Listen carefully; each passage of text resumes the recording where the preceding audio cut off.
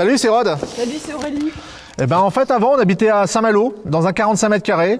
Et maintenant, on habite à Saint-Georges-de-Raintembault, dans un 1800 mètres carrés. Donc, ben, venez.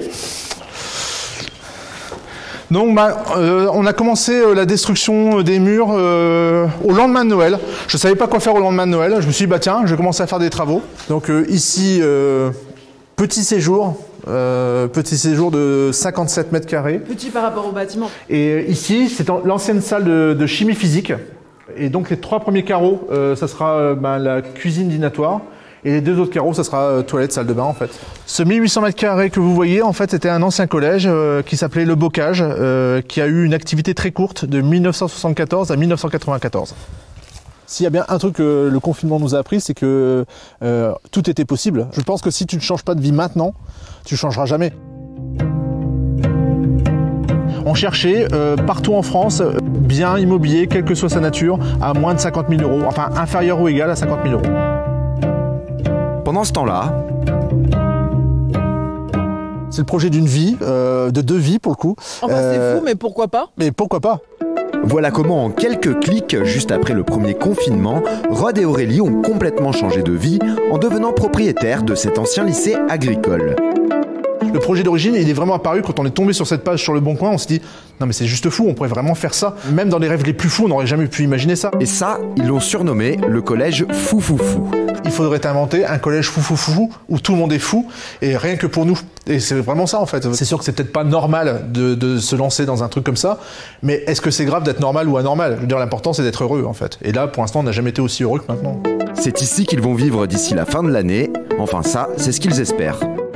Alors ici, on est dans la partie culturelle. La partie maison, si tu ne changes pas de plan, tu vas voir, on y est bientôt. Là, on est à la maison.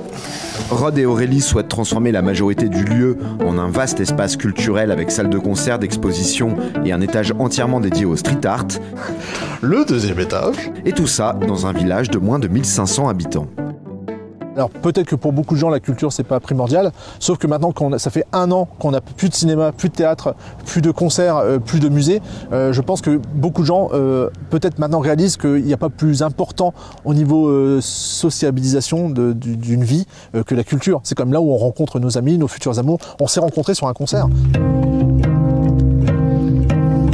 Ça prendra le temps qu'il faudra et petit à petit on va construire notre chez nous et le terrain, et puis on va y aller petit à petit, pas à pas, et puis...